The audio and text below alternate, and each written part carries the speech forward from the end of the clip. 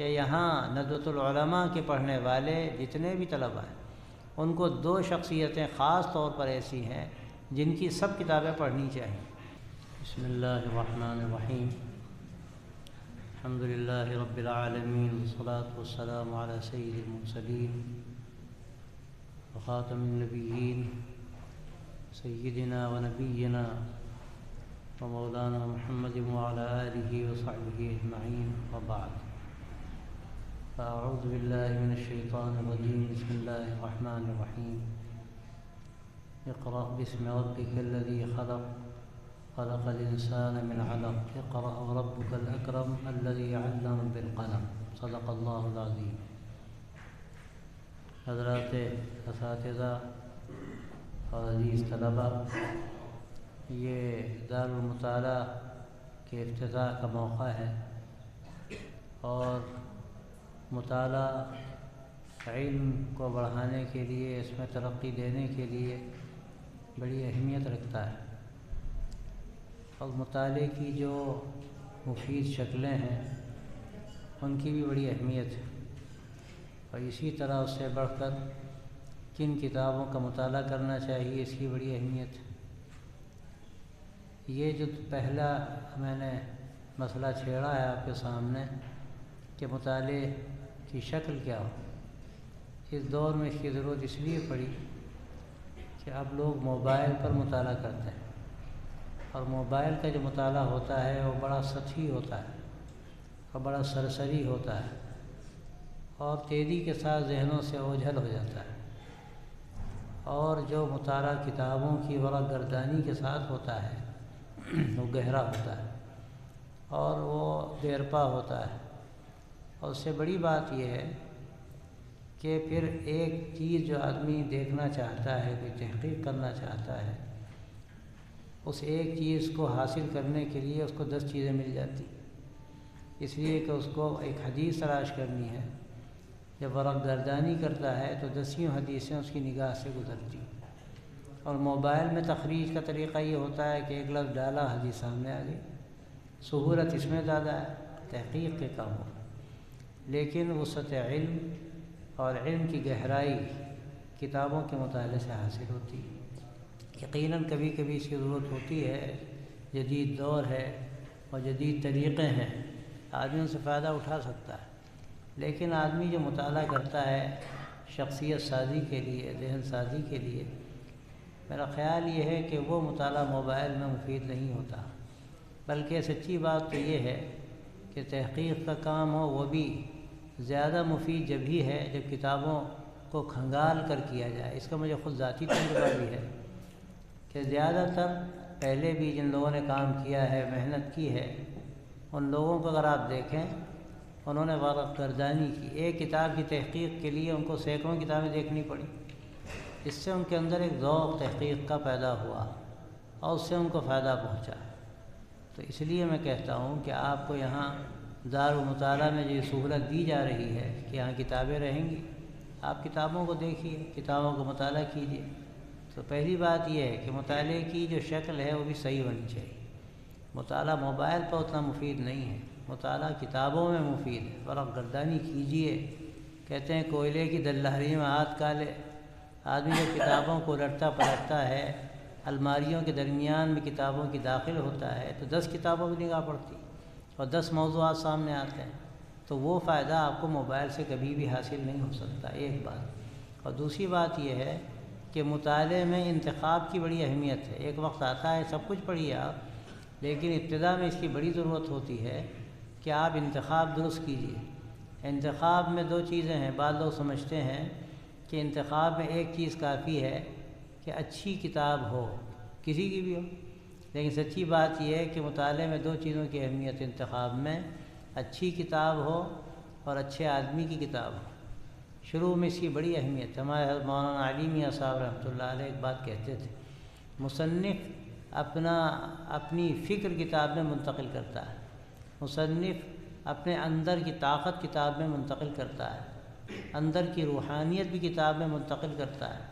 اب اگر آپ نے ایسے شخص کی کتاب پڑھی جو صحیح الفکر ہے اور قوت ایمانی رکھنے والا ہے، تو آپ کے اندر صحیح فکر پیدا ہوگی، آپ کے اندر ایمان کی طاقت پیدا ہوگی۔ اور اگر آپ نے ایسے شخص کی کتاب پڑھی جو کج فکرہ ہے اور ایمان سے خالی ہے، تو وہ چیزیں لاشعور میں آپ کے اندر منتقل ہو جائیں گی، اس کا آپ کو احساس بھی نہیں ہوگا۔ اس کی بڑی اہمیت ہے۔ عام طور سے لوگ کہتے ہیں جو چاہو پڑھو، اور اس میں ٹھیک ہے، اور خاص طور سے یہ بات کہتے ہیں کہ اچھی کتابیں پڑھو، کسی کی بھی ہو۔ پہلے مرحلے میں کہتا ہوں اچھی کتاب اچھے آدمی کی ہوگی، اس کا اثر پڑتا ہے۔ کبھی کبھی ایسا ہوتا ہے اچھی کتاب ہے لیکن صحیح آدمی نہیں ہے لکھنے والا، فکر اس کی صحیح نہیں، بڑی اچھی لگ رہی، کہیں نہ کہیں ایسا ڈنک مارتا ہے وہ کہ اس سے دماغ ادھر سے ادھر ہو جاتا ہے۔ یہ خاص طریقہ ہے مستشرقین کا، ان کا تو کام ہی ہے۔ لیکن یہی کام ہمارے بہت سے ایسے مصنفین نے کیا ہے جو مسلمان ہیں، الحمدللہ ان کی اہمیت بھی بعض مرتبہ ہوتی ہے، لیکن صحیح فکر نہیں ہوتی، تو کہیں نہ کہیں اس کے پڑھنے سے کج فکری پیدا ہوتی۔ تو ابتدائی دور میں خاص طور پر، اور میں سمجھتا ہوں کہ اس وقت جو ذہن کی سطح گھٹ گئی ہے، فکر کی سطح گھٹ گئی ہے،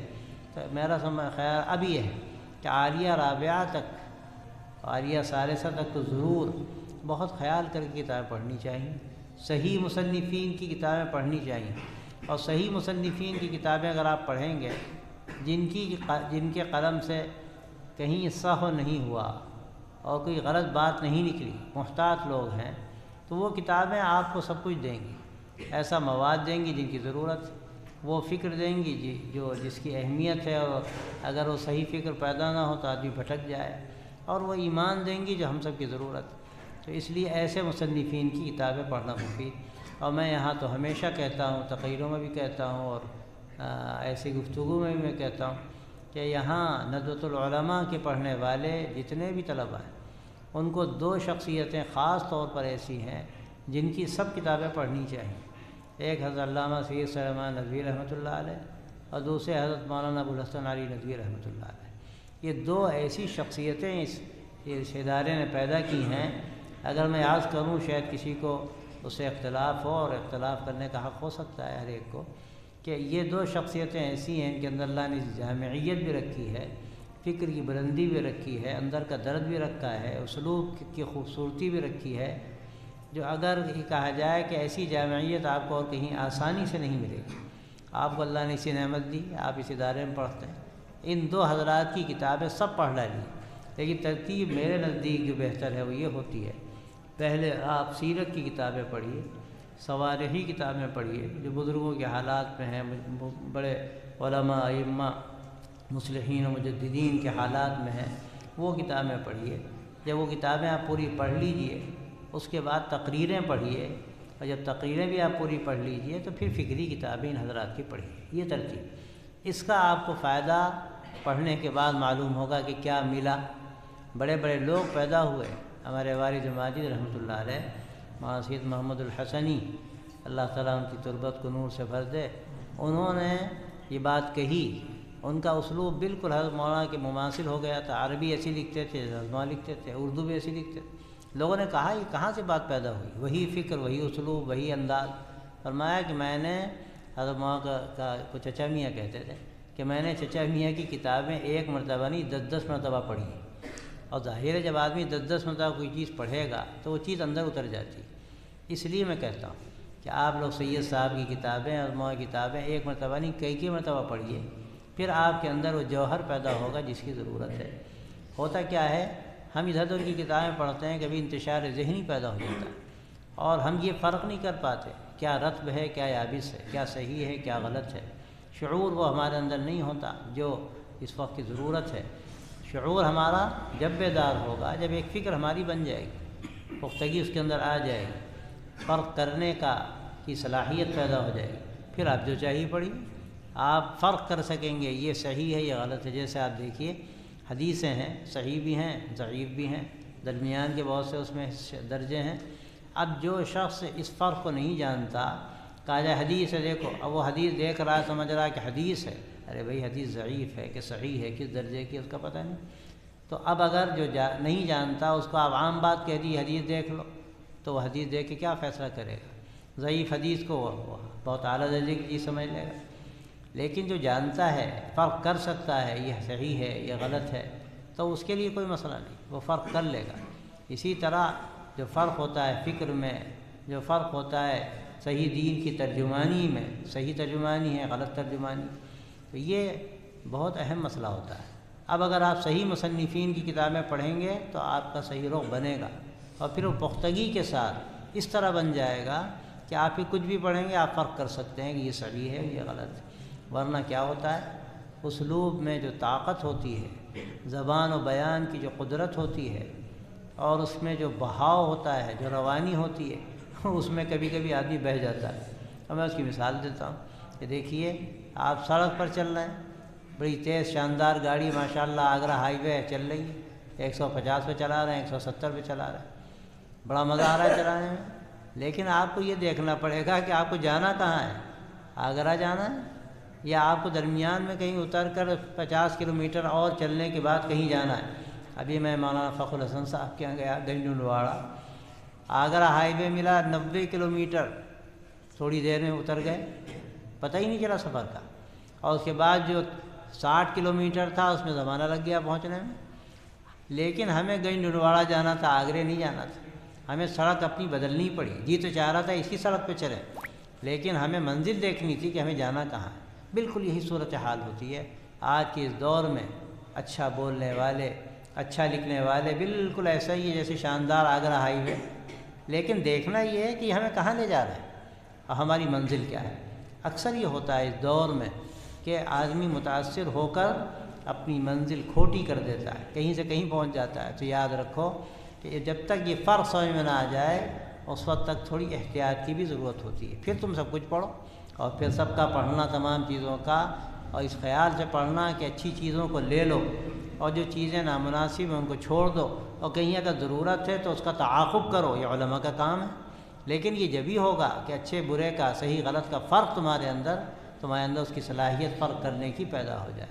تو میں بہت لمبی بات کہنا نہ چاہتا ہوں، نہ موقع ہے، میں 2 باتیں میں نے کہیں۔ ایک تو یہ کہ صحیح مصنفین کی کتابیں پڑھو اور صحیح کتابیں پڑھو، اور دوسرے یہ کہ خاص طور پر ان 2 حضرات کی کتابیں خوب پڑھو اور اس کو پی جاؤ، انشاءاللہ تمہیں اس کا بڑا فائدہ ہوگا۔ اور دیکھو یہ درسی کتابیں جن کی اہمیت ہے وہ اپنی جگہ بنیادی ہے، کہ یہ اگر نہیں ہے تو ہمارے لیے راستہ بہت مشکل ہے، لیکن اس کے ساتھ تھوڑا وقت غیر درسی کتابوں میں بھی گزرنا چاہیے تاکہ فکر میں وسعت پیدا ہو، فکر میں بلندی پیدا ہو، معلومات کے اندر وسعت پیدا ہو۔ اور یہ جبھی ہوگا جب ہم غیر درسی کتابوں کا بھی کچھ نہ کچھ مطالعہ جاری رکھیں انشاءاللہ۔ اگر تمہیں یہ لائبریری تمہیں مل گئی ہے، انشاءاللہ کتابیں اور آئیں گی۔ ہمارے مولانا کمال صاحب نے کہا کہ سید صاحب کی اور مولانا کی جتنی تصنیفات ہیں انشاءاللہ سب آ جائیں گی، ان کا تم مطالعہ کرو، پھر تم دیکھو گے تمہیں انشاءاللہ اس کا کیسا فائدہ پہنچتا ہے۔ اللہ تعالیٰ اس آغاز کو بہتر آغاز فرمائے، اور اس سے بہتر فوائد اللہ تمہیں عطا فرمائے، اور اللہ تعالیٰ تمہارے مطالعے کا ذوق پیدا فرمائے، علم کی گہرائی پیدا فرمائے، اور ان حضرات کی صفات پیدا فرمائے کہ جنہوں نے بڑے کام کیے، اور آج دوبارہ ایسی شخصیات کی ضرورت ہے۔ اللہ تعالیٰ توفیق دے اس کی۔ وآخر دعوانا الحمدللہ۔ اللهم صل وسلم وبارك على سيدنا مولانا محمد وآله وصحبه أجمعين۔ ربنا تقبل منا إنك أنت السميع العليم وتب علينا إنك أنت التواب الرحيم۔ یا اللہ آج کے جمع ہونے کو خیر کا ذریعہ بنا، یا اللہ ہمارے اندر علم کی وسعت و گہرائی پیدا فرما، یا اللہ ہماری فکر میں بلندی پیدا فرما، یا اللہ اپنے فضل و کرم سے ہمیں دین کی خدمت کے لیے، دین کی دعوت کے لیے قبول فرما، اس کے لیے ہمارے اندر وہ صلاحیتیں پیدا فرما جو اس کے لیے درکار ہیں۔ یا اللہ اپنی رضا کے لیے ہمیں قبول فرما، اور حضرت مولانا محمد علی منگیری رحمۃ اللہ علیہ جو اس جگہ کے بانی تھے، اس ادارے کے بانی تھے، اور جن کے نام پر یہ رواق ہے، اللہ اے اللہ ان کی خصوصیات بھی ہمارے اندر پیدا فرما، وہ روحانیت بھی، اور وہ علم کی گہرائی بھی، اور پھر وسعت مطالعہ جو اللہ نے تو نے ان کو دیا، اللہ وہ چیزیں ہمارے اندر پیدا فرما، اور اپنے فضل سے ہم سب سے راضی ہو جائے۔ صلی اللہ تعالی علی خیر خلقہ سیدنا مولانا محمد وعلی آلہ وصحبہ اجمعین برحمتہ۔